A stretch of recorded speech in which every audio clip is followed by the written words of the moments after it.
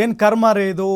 ದೇಶಕ್ಕೋಸ್ಕರ ಹೋರಾಡಿ ದೇಶಕ್ಕೋಸ್ಕರ ರಕ್ಷಣೆ ಅಂದರೆ ದೇಶದ ನಮ್ಮಂಥವ್ರಿಗೋಸ್ಕರ ಅವರು ಗಡಿಯಲ್ಲಿ ನಿಂತ್ಕೊಂಡು ರಕ್ಷಣೆ ಮಾಡಿ ಹಗಲು ರಾತ್ರಿ ಅನ್ನದೆ ಅಂಥವ್ರಿಗೆ ಕೊಟ್ಟಂಥ 8 ಎಕರೆ ಜಮೀನು ಅವ್ರ ಕೈಗೆ ಇದುವರೆಗೂ ಸಿಕ್ಕಿಲ್ಲ.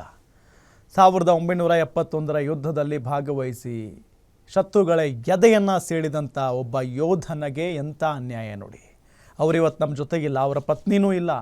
ಆದರೆ ಅವ್ರು ಯಾಕೆ ಸತ್ರು ಗೊತ್ತಾ?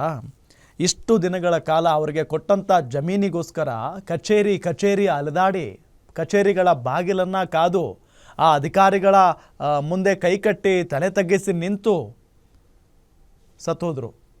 ಎಂಥ ದುರಾದೃಷ್ಟ ರೀ, ಎಂಥ ದುರ್ದೈವ, ಏನು ಪರಿಸ್ಥಿತಿ ರೀ ಇದು. ಈ ವಿಚಾರ ಯಾರಿಗೂ ಗೊತ್ತಿಲ್ಲ ಅಂತ ಏನಲ್ವಲ್ಲ, ಎಲ್ಲರಿಗೂ ಗೊತ್ತಿತ್ತು. ಪ್ರತಿನಿತ್ಯ ಕಚೇರಿಗೆ ಹೋಗಿ ಅಲಿತಾ ಇತ್ತು ಪಾಪ ಶಾಂತಮ್ಮ. ಪ್ರತಿನಿತ್ಯ 1979ರಲ್ಲಿ ಕೆಂಚಪ್ಪನವರು ನಮ್ಮನ್ನು ಬಿಟ್ಟು ಅಗಲ್ಬಿಟ್ಟಿದ್ದಾರೆ. ಅದಾದ ನಂತರ ಇವತ್ತಿನವರೆಗೂ ಪ್ರತಿನಿತ್ಯ ಅವರು ಹೋಗಿ ಅಲೆದಾಡಿರೋದು ಎಲ್ಲಿ? ಸಂಬಂಧಪಟ್ಟಂಥ ಅಧಿಕಾರಿಗಳ ಮುಂದೆ, ಕಚೇರಿಗಳ ಮುಂದೆ.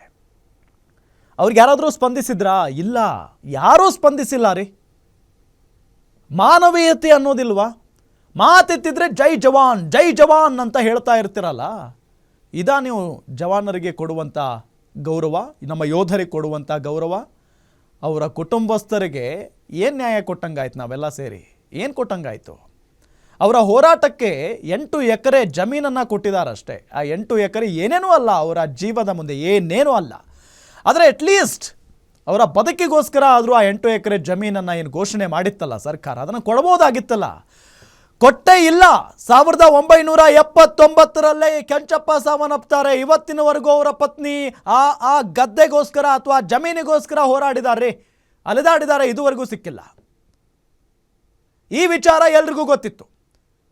ADC ಅವರಿಗೂ ಕೂಡ ಗೊತ್ತಿತ್ತು ಅನ್ನೋ ಮಾಹಿತಿ ಲಭ್ಯ ಆಗ್ತಾ ಇದೆ. ADC ಅವರಿಗೆ ಇದರ ಬಗ್ಗೆ ಕೇಳಬೇಕು, ನಿಮ್ಮ ಫೋನ್ ನಂಬರ್ ಕೊಡಿ ಅಂತ ಅಂದರೆ ಕೊಡೋದಕ್ಕೆ ರೆಡಿ ಇಲ್ಲ.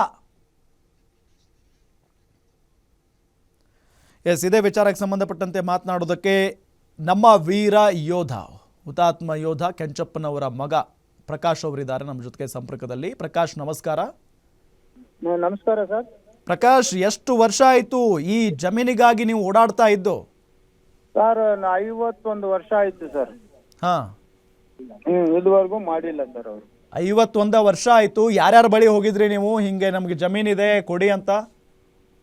ಸರ್ ಜಮೀನಿದೆ ಕೊಡಿ ಅಂತೇಳಿ ಸುಮಾರು 2008ರಲ್ಲಿ DC ಇವರು ಬ್ಯಾಂಕ್ ಶಾಂಕ್ಷನ್ ಮಾಡಿದ್ರು, ಅದಕ್ಕೆ ಮುಂಚೆ ಶಾಂಕ್ಷನ್ ಮಾಡಿದ್ರು, ಎಲ್ಲ ಮಾಡೋರು ಸರ್. ತಹಸೀಲ್ದಾರ್ ಮಾಡೋರು, DC ಮೊನ್ನೆ ಬಂದು DC ಅಕ್ರಮ್ ಪಾಷಾ ಆದೇಶ ಮಾಡಿದ್ರು, ಎಲ್ಲ ಮಾಡೋರು. ಆದ್ರೆ ಸರ್ವೆ PA ಒಬ್ರು ಕೆಲಸ ಮಾಡ್ತಾರೆ ಬಂಗಾರಪೇಟೆ ತಹಸೀಲ್ದಾರಲ್ಲಿ. ಅವ್ರ PAಗೆ ಅದೇ 125 ಮಾಡ್ಕೊಟ್ಟವ್ರೆ, ನಮಗ್ ಮಾಡ್ಕೊಡ್ತಾ ಇಲ್ಲ. ಅವ್ರು ಯೋಧರು ಎಲ್ಲ ಅದೇ ಕರಪ್ಷನ್. ಯಾಕೆ ಅಂದ್ರೆ ಕರಪ್ಷನ್. ಏನ್ ಲಂಚ ಕೇಳ್ತಾ ಇದ್ರಾ? ಹೌದು ಸರ್, ಲಂಚ ಕೇಳ್ತಾ ಇದ್ರು. ನಮ್ ತಾಯಿಗೆ 29 ರೂಪಾಯಿ ಪೆನ್ಷನ್, 79. ಇವಾಗ 18,000. 29 BP ಶುಗರು ಹಾಸ್ಪಿಟ್ಲು ನೆನ್ನೆ ತೀರ್ಕೊಂಡೇ ಬಿಟ್ರು. ಅವಾಗೂ ದುಡ್ಡು ಕೇಳ್ತಾರೆ. ದುಡ್ಡು ಕೊಟ್ಟಿಲ್ಲ ಅಂದ್ರೆ ಕಾರಣ ಕೇಳ್ತಾರೆ. ಆ ಪೇಪರ್ ಇಲ್ಲ, ಈ ಪೇಪರ್ ಇಲ್ಲ, ಅದಿಲ್ಲ, ಇದಿಲ್ಲ, ನಾಳೆ ಬಾ, ನಾಳಿದ್ದು ಬಾ, ಸೋಮವಾರ ಬಾ, 3ನೇ ತಾರೀಕು ಬಾ. 45 years above not record in the tahsildar office and DC office. ಇದುವರೆಗೂ ಹೆಣ ತಗೊಂಡೋಗಿ DC ಆಫೀಸಲ್ಲಿ ಮಡಗಿದ್ರೆ ಕೂಡ ಉತ್ತರ ಹೇಳ್ತಾರೆ ಅವತ್ತು, ಮತ್ತೆ ಪೇಪರ್ ಮಾತ್ರ ಕೊಡಲ್ಲ. ಆದ್ರೆ ತಹಸೀಲ್ದಾರ್ ಅಲ್ಲಿ ಆಫೀಸಲ್ಲಿ ಇರೋ PAಗೆ ಮಾತ್ರ ಮಾಡ್ಕೊಡೋಕೆ ಅಧಿಕಾರ ಇದೆ ಅವ್ರಿಗೆ. ಯಾಕಂದ್ರೆ ಕರಪ್ಷನ್. ನಾವು ಕರಪ್ಷನ್ ಕೊಟ್ಟಿಲ್ಲ ನಮ್ಮ ತಾಯಿ. MP ಆಗ್ಲಿ ಇಮಿಡಿಯೇಟ್ಲಿ ಮಾಡ್ಕೊಡ್ತಾರೆ, MLA ಆಗ್ಲಿ ಮಾಡ್ಕೊಡ್ತಾರೆ, ಮಂತ್ರಿ ಆಗ್ಲಿ ಮಾಡ್ಕೊಡ್ತಾರೆ. ವೀರ ಯೋಧ ಪಾಕಿಸ್ತಾನದಲ್ಲಿ ಉಗ್ರ ಸತ್ತೋದ್ರೂ ಇವ್ರು ಮಾಡಲ್ಲ, ರೆವಿನ್ಯೂ ಡಿಪಾರ್ಟ್ಮೆಂಟ್ ಮಾಡಲ್ಲ ಸರ್. ಇದು ಸತ್ಯ ಸತ್ಯ ಸತ್ಯ. ಹೊಟ್ಟೆ ಉರಿಯುತ್ತೆ ಇಂಥದನ್ನೆಲ್ಲ ನೋಡಿದಾಗ. ಜೊತೆಗೆ ಇದ್ರ ಬಗ್ಗೆ ಯಾರಾದ್ರೂ ಶಾಸಕರು, ಈ ಮಂತ್ರಿಗಳು ಅಂತ ಇರ್ತಾರಲ್ಲ, ಅವ್ರ ಬಗ್ಗೆ ಅವ್ರಿಗೇನಾದ್ರೂ ಗಮನಕ್ಕೆ ತಂದಿದ್ರಾ ಸರ್? ಇದಕ್ ಮುಂಚೆ ಮುನ್ಸ್ವಾಮಿ MP ಅವರು ಸೈನ್ ಗ್ರೀನ್ ಇಂಕಲ್ ಸೈನ್ ಹಾಕೊಟ್ರೆ ಅವ್ರಿಗೂ ಬೆಲೆ ಇಲ್ಲ. ಅವರು ಶಾಸಕರು ಮಾಡಿದ್ರು. ಮಲ್ಲೇಶ್ ಬಾಬು, ಇದಕ್ ಮುಂಚೆ S ನಾರಾಯಣ ಸ್ವಾಮಿ MLA, ಯಾರ ಗಮನಕ್ಕೂ ಅವ್ರ ಕಾಲ್ ಹಿಡ್ಕೊಂಡ್ರು ನಮ್ ತಾಯಿ ಆಯ್ತು ಹೋಗಮ್ಮ ಹೇಳಿದ್ದೀನಿ ತಹಸೀಲ್ದಾರ್ಗೆ, DC ಹೇಳಿದ್ದೀನಿ ಅಷ್ಟೇ. ಆದ್ರೆ ಅವ್ರ ಕೆಲಸ ಆಗುತ್ತೆ, ನಮ್ ತಾಯಿದ್ ಮಾತ್ರ ಮಾಡಲ್ಲ, ಮಾಡೋದು ಇಲ್ಲ. ಸತ್ತೋದ್ರು ಇವಾಗ ನೋಡಿ, ಇವಾಗ ದಫನ್ ಮಾಡ್ತಾ ಇದೀವಿ, ಲೈವ್ ವಿಡಿಯೋ ಕಾಲ್ ಮಾಡು ತೋರ್ಸು, ಲೈವ್ ಇವಾಗ ದಫನ್ ಮಾಡ್ತಾ, ಇವಾಗ ನಾಳೆ ಬಾ ಅಂತ ನಾಳೆ ಕೂಡ ಮಾಡಲ್ಲ ಸರ್ ಅವರು. ನಾಳೆ ಹೋದ್ರೆ ಅವ್ರಿಲ್ಲ ಇವ್ರಿಲ್ಲ ಅವ್ರಿಲ್ಲ, ಇನ್ನೊಂದ್ ವಾರ ಕಾರ್ಯ ಮುಗ್ದೋಗುತ್ತೆ, ಆಮೇಲೆ ಟ್ರಾನ್ಸ್ಫರ್ ಆದ್ರು, ಆಮೇಲೆ ಇದು ಮಾಫ್ ಅಷ್ಟೇ. ಆದ್ರೆ MP ಹೋಗ್ಲಿ ನಾಳೆ ಮಾಡ್ಕೊಡ್ತಾರೆ, ಅವರು 10 ಗಂಟೆಗೆ ಮಾಡ್ಕೊಡ್ತಾರೆ. ನಿಜ ನಿಜ. ಇದು ಸತ್ಯ ಸರ್ ಇದು. ಪ್ರಕಾಶ್ ಈಗ ಇದ್ರ ಬಗ್ಗೆ ಅಲ್ಲಿನ DC ಮತ್ತು ADC ಅವ್ರಿಗೆ ಗೊತ್ತಿರ್ಲಿಲ್ವಾ? ಸರ್ ಎಲ್ರಿಗೂ ಗೊತ್ತು ಸರ್, DDLR ಗೊತ್ತು, DC ಗೊತ್ತು, ADLR ಗೊತ್ತು, ತಹಸೀಲ್ದಾರ್ ಗೊತ್ತು, ರೆವಿನ್ಯೂ ಸರ್ವೆ ಡಿಪಾರ್ಟ್ಮೆಂಟ್ ಎಲ್ರಿಗೂ ಗೊತ್ತು. ಎಲ್ರು 1000 ಆಫೀಸರ್ ಬಂದವ್ರೆ, 1000 ಹೋಗವ್ರೆ, 1000 ರಿಟೈರ್ಡ್ ಆಗವ್ರೆ. 45 years ಇಂದ ಫೈಲ್ ಇದೆ ಸರ್, ನೀವು ಚೆಕ್ ಮಾಡ್ಕೊಳ್ಳಿ. ಬಂಗಾರಪೇಟೆ LS ಅಂದ್ರ 125 ಊರಲ್ಲಿ ಬಂದು ಸ್ಕ್ಯಾನ್ ಮಾಡಿ. 45 ವರ್ಷದಿಂದ ನೀವು ಹೋರಾಡ್ತಾ ಇದ್ದೀರಿ ಆ ಭೂಮಿಗೋಸ್ಕರ. 50 ವರ್ಷ. 50 ವರ್ಷ ಸರ್, 50 ವರ್ಷದಿಂದ ನೀವು ಹೋರಾಡ್ತಾ ಇದ್ದೀರಿ, ಅಲ್ಲಿದೆ ಇರೋ ಕಚೇರಿಗಳಿಲ್ಲ. ಹೌದು sir, army defence letter, CM letter, Modi letter, Manmohan Singh letter, 1.5 ಮಕ್ರಿ ಇದೆ. ನೀವು ಹೋದಾಗೆಲ್ಲ ಏನ್ ಹೇಳ್ತಾ ಇದ್ರು ಪ್ರಕಾಶ್ ನಿಮ್ಗವರು? ಸರ್ ನಮ್ ತಾಯಿ ಹೋಗ್ತಾ ಇದ್ರು, ಹೋದ್ರೆ ಹಿಂಗೆ ಹೇಳೋದು, ತಹಸೀಲ್ದಾರ್ ಹತ್ರ ಕಳ್ಸಿದ್ವಿ, ತಹಸೀಲ್ದಾರ್ ಕಳಿದ್ರೆ ಸರ್ವೆ ಕಳಿದ್ರೆ DC ಕಳಿದ್ರೆ DDLR ಕಳಿದ್ರೆ ADLR. ಇದನ್ನೇ ಓಡಾಡವ್ರೆ ಸರ್. ಇವಾಗ ತೀರ್ಕೊಂಡ್ಬಿಟ್ಟು ಇಷ್ಟೇ ಓಡಾಡಿರೋದು ಅಷ್ಟೇ.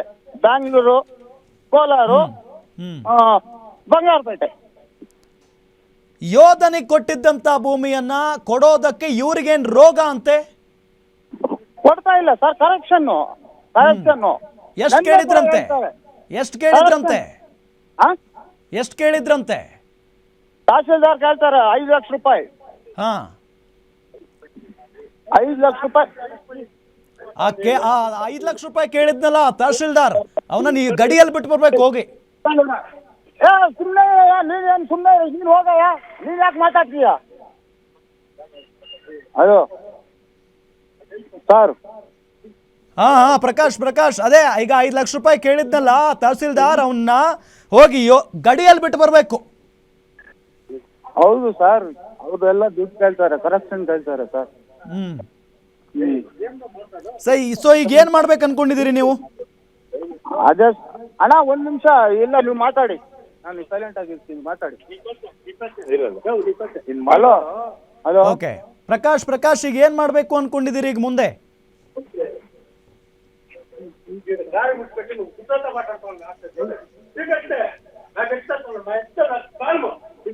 ಸರ್ ಯಾರೋ ಬೈತಾ ಇದ್ದಾರೆ ಸರ್, ಇಲ್ಲಿ ನಾವು ನಿಮ್ಮ ಹತ್ರ ಮಾತಾಡ್ತಾ ಇದ್ರೆ.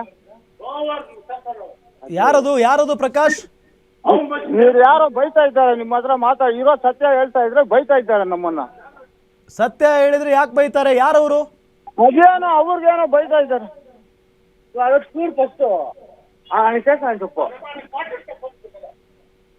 ಮಾತಾಡ್ತಾರಡ. ಹಲೋ ಯಾರು?